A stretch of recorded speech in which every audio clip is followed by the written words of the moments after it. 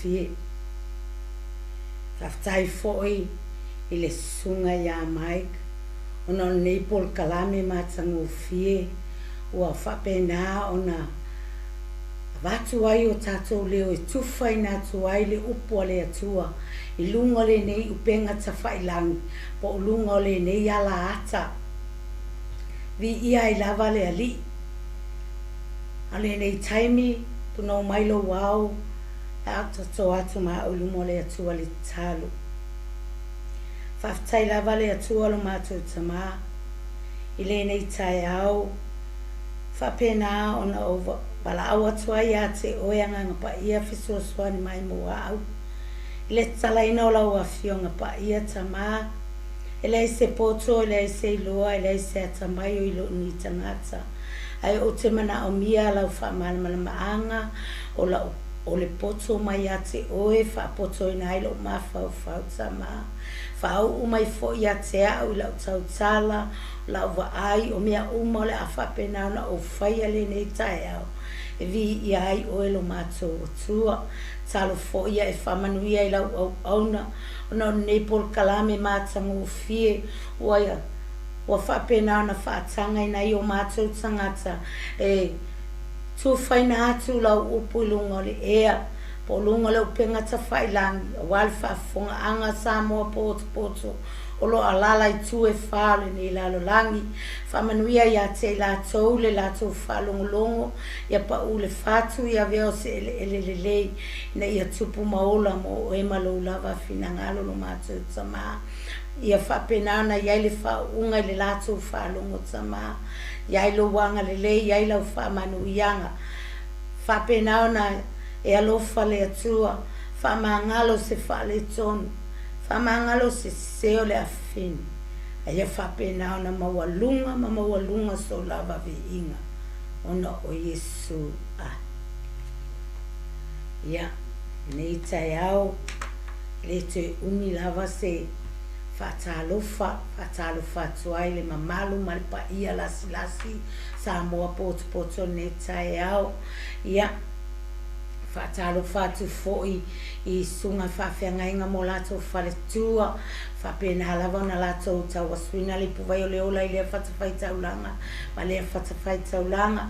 Ia whatalo whatu I le mamalu maripa ia lasi o Samoa I le nei tai au.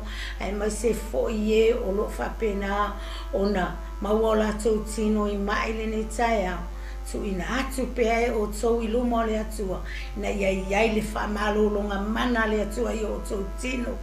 Ia vea foi le nei upu o se upu e ola. O se upu e au ngā e pa ia e maalie. Ila o tau whaafonga mai. Na ia whapena ona pa atu I o tau loto. Pa o tau langona.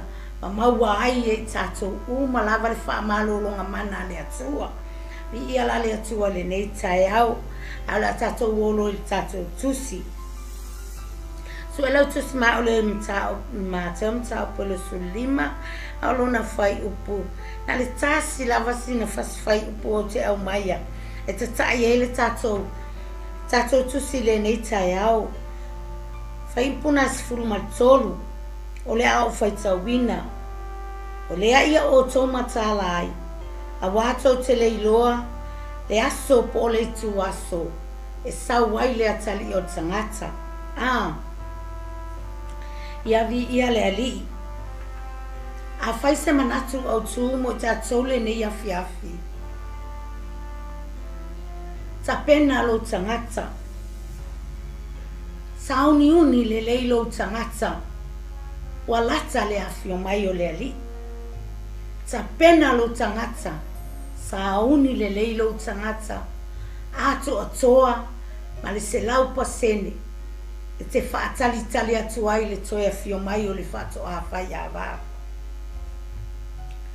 O le whata oto ne.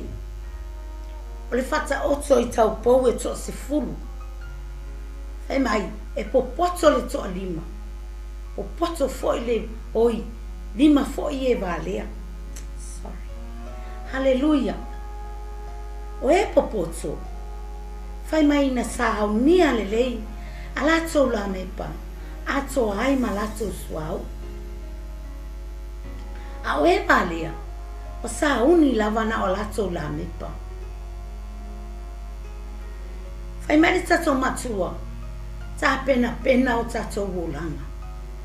Ta pena lo tangata, ta pena fo ia. Ua lata le afio mai o Yesu.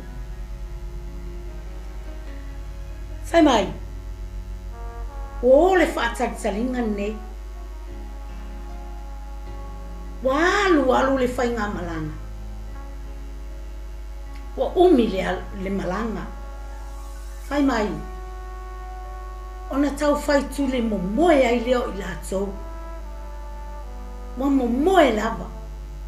E ina uo i le tūlua o pō mao. Whaauta ua sau le alanga. Wa fio mai le whato a whai awa. Wa tutu i lunga. Wa tafi a lato la mepa. Wa tafi. Wa ai atu sau popu whalea nei sau popu potu. O lai mo lava lato la mepa. Ai sea me wa umi ane mo la mepa sau popu potu. A wafo i la sa ta pena lele. A wafo i la sa ungia lele a lato la mepa. Ma lato whangu suau. E whaatali atu ai le whaato a whai awa. Ai e valea. Whai mai wale aini suau. Wale mu fo i la mepa. Wale mea lea. Na aisi. Na tupu le aisi o lato loto. Ma whai atu i tau popu poto. E au maini a lato suau ma lato. Wale ale tali ntu mai ele au poto. Ina ne i le lava ya i mātou ma oto. A sili ona oto woi whaatau. Whaatau mai aini a oto. Whai mai na o. Na o leo le au whalea. Ai a fio mai lor whaato a whai awa. Tova aila ia. O le taimi lava tātou te le matala. O le taimi lava tātou te le manatu natua. Te mi tonu lava lea e sau e lea li. E a fio mai ai le whaato a whai awa. Ia tātou popoto. Ia avea o tātou tangata o ni tangata popoto. A whai o eo si tangata poto. Whai mai le mātai o ngai fitu. Whai upo e luas fun malwha. Mātai o fitu. Whai upo e luas fun malwha. O lo whapea mai ai. O le nei. Ai se whalungo ia upu nei. Ma whai a ia. O te whatu saina o ia o tangata poto. O tangata poto. Ana whauno na whale lunga le papa. O tō mai o wanga. O pesi mai o matani. O le pa ule a whale. Ai sea. O wafo i o lo mawaa. Ma mausali. Mautu lona whaavai. Whaavai ia te ai. Whaavai ia Yesu. Ai ale tau pōwa lea. Whai mai e le i saunia. E le i saunia le leilana. Lana tā pena penanga. E tā pena atu ai lona tangata. Mo le toia fio mai o le ali. Tā lo whai. Leo o tato malama i le i unga le tangata. E whau lona whale i lunga o le one. Le tangata valea. Le tangata le ola mana tunatu.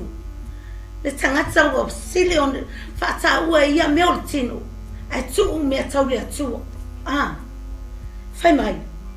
Na tō mai o wanga, wa pesi mai o matani.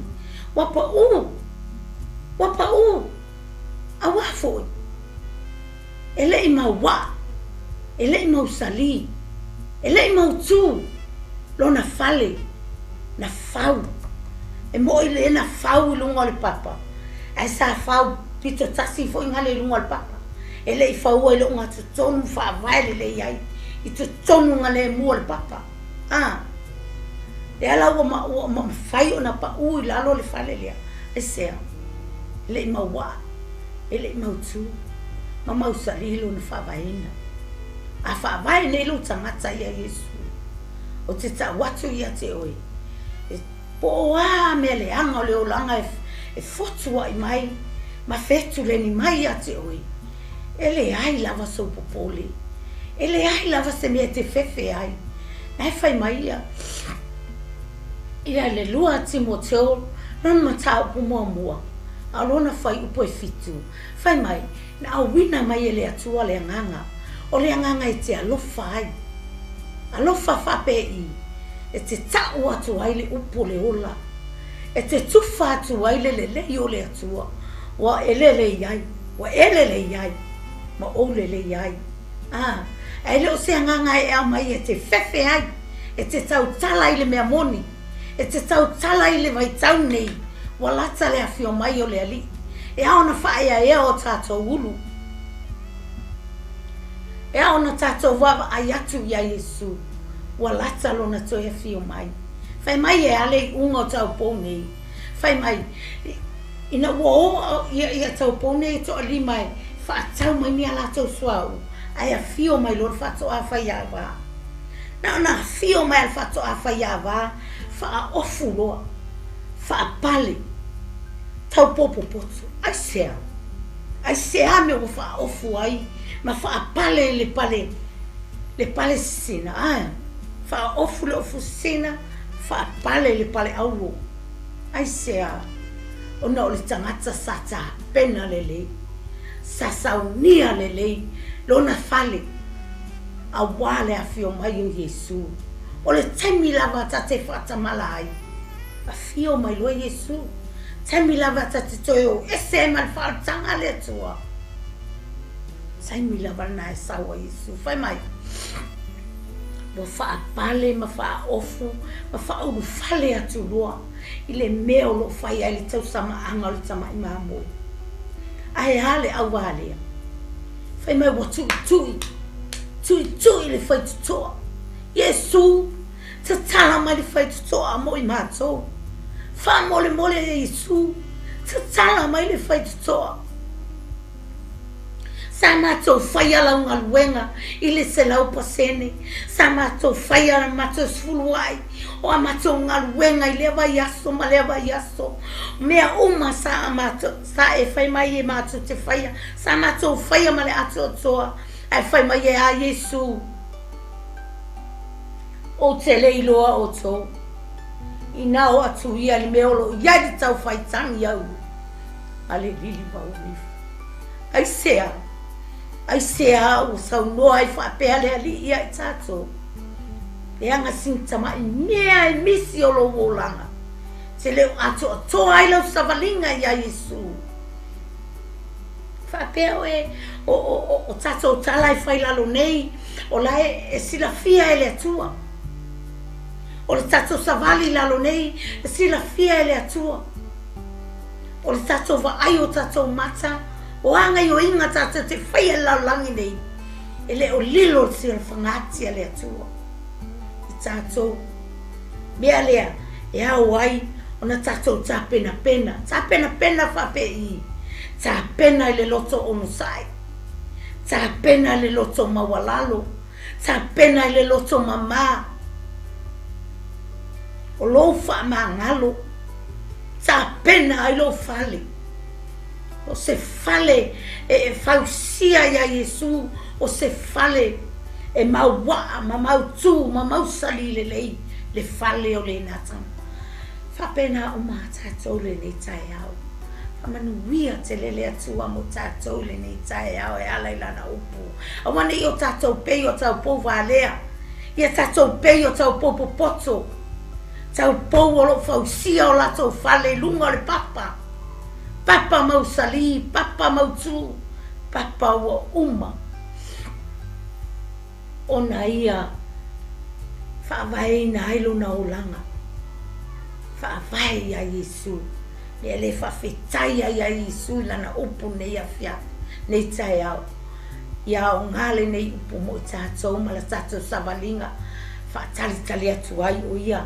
Lona toi a fio mai. E atua o umanei le upalo wa fini. O le as mea na outa o whai. Sa outa ma whai lava ai se kukai. Kukai na ai la upu. O le ale mea o kukai na whapena o na ai ma tau sami ai le mamalu ma le paia lasi o Luaiva sa moa poto o whafonga mai lunga o le ea lunga o le nei penga te whaia whaamalia atu ilo whananga alo te maha ona ua paula wa se mea wo ia tamu whainga alo wa fini whaamalia atu ai lo whananga alo ni a le nei lava tai au ta maha whaamanuia mai a te au la foi se opo o tau tala ele nei tai au ele tusa ma le whaafonga anga sa moa ele nei tai au ia malu ave I fale I o lato finangalu whaamali atu ia I lato le nei tai au ia I aileanga le lei ma whaamanu ianga la ua fio ia te lato umalawa tai te o tas whaamanu ia fo I lau au na mwhaiona mato whailoa e nei afi tamaa ia maua pea e ia le tō whāwhale atua e ngā luea ina ai le nei upenga ta whailangi po le nei ala ata e loa atu ai lau whanau o lo whapenau na tala ina lo mālolo mātua tama li iai o le nei lava tai au no Yesu. Praise the Lord.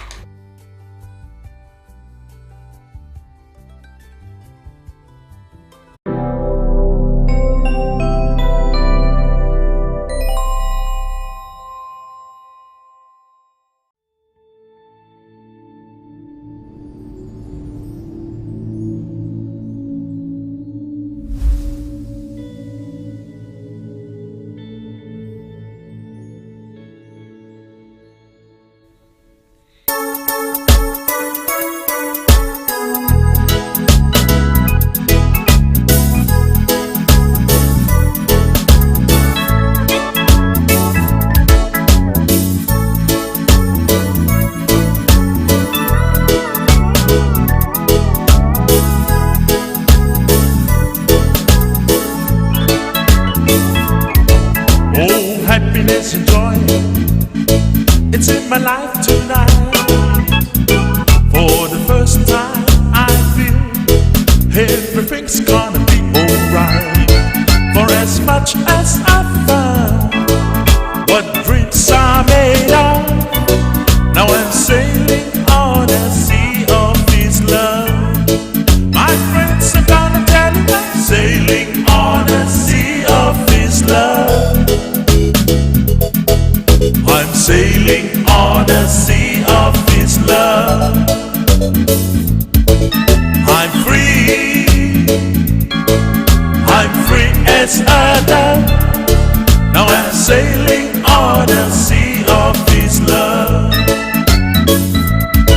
It's a miracle that Jesus placed in me, the truth that we share I never thought it could be. He taken me to new heights above. Now I'm sailing on a sea of His love. My friends are gonna tell you I'm sailing on a sea of His love. I'm sailing on a sea of His love. I'm free as a dove. I'm sailing on a sea of His love.